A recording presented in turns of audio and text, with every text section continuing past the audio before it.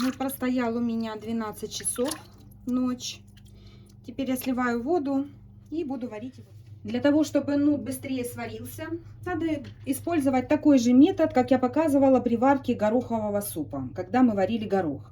Для этого воду наливаем немножко, лучше ледяную, прямо со льдом.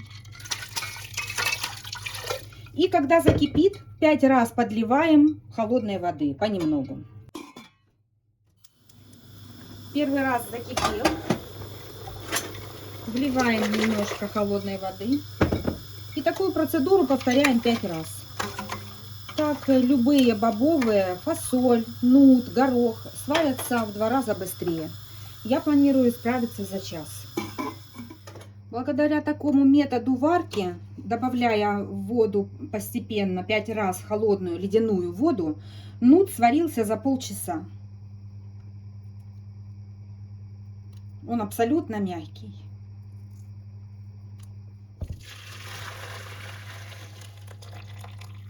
Воду не выливаем, она еще пригодится нам. При желании можно отделить нут от шелухи, тогда получится более гладкая консистенция самого хумуса. Сейчас я его промою и часть шелухи уберу. Нут нужно, чтобы остыл до комнатной температуры. Это бульон, который остался от варки нута. Затем нам нужен чеснок. У меня будет вот такие 4 крупные зубочка чеснока.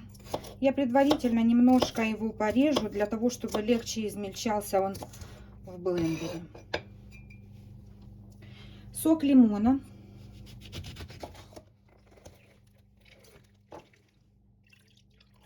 Также специи. У меня будет сегодня зира. Я ее измельчу в ступке. Есть молотая. Когда молотая, то не нужно измельчать. Измельчать буду с перцем. Немножко черного перца сюда. Немножко красного. Кто не любит острое, то не добавляйте. И с солью. Ой, какой запах. Запахло так. Сюда добавлю кориандр молотый. Можно в зернах, тогда в ступке измельчить в зернах. У меня есть молотый, я просто перетру для придания ароматности, чтобы все специи задружились.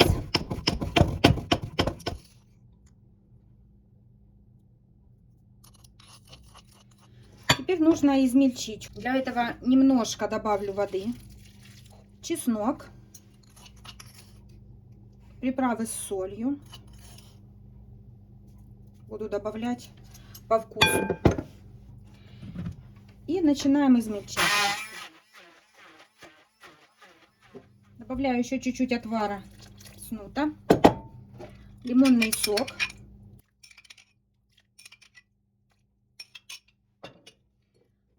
оливковое масло и тахини. Можно приготовить тахини самостоятельно, измельчив кунжут с оливковым маслом. Обжаренный кунжут на сковороде. У меня есть готовый.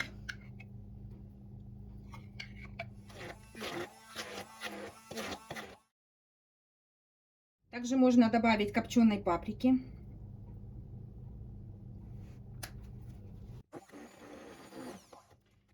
Измельчайте до той консистенции, какая подходит вам. И густоту регулируйте отваром из нута. Мне вот такой густоты достаточно. Больше добавлять не буду. Часть нута я немножко отложила, буквально столовую ложку. Это для подачи. Сейчас я часть этой массы отделю и сделаю ее с сушеными дроблеными томатами. Можно также добавлять вяленые томаты.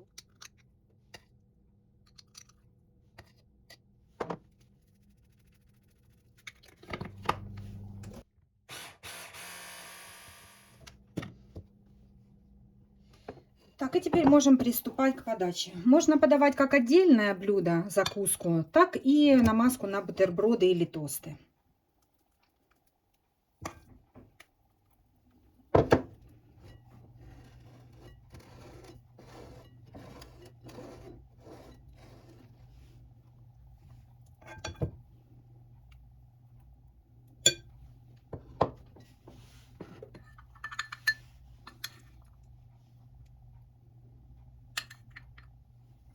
Заливаем все оливковым маслом.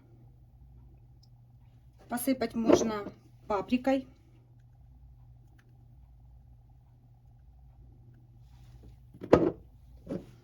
И сушеной петрушкой.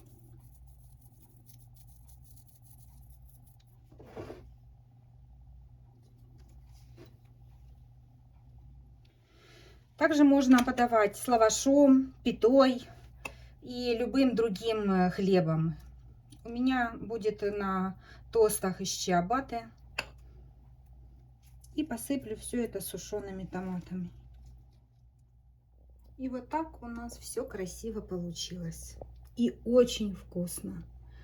Хумус получился восхитительный. Все ингредиенты добавляйте по своему вкусу.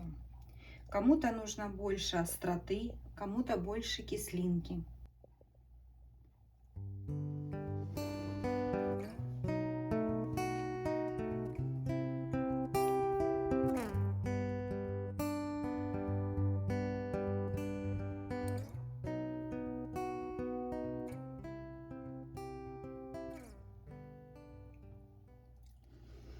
Это очень вкусно.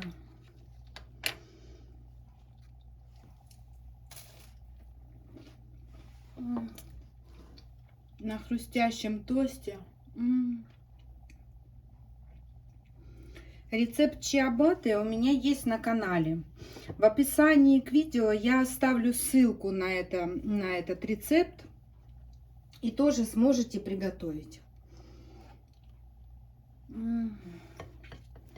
Как это вкусно.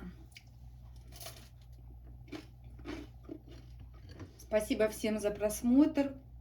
Подписывайтесь на канал, здесь очень много будет рецептов. И благодарю вас за то, что остаетесь со мной. Всем до новых встреч!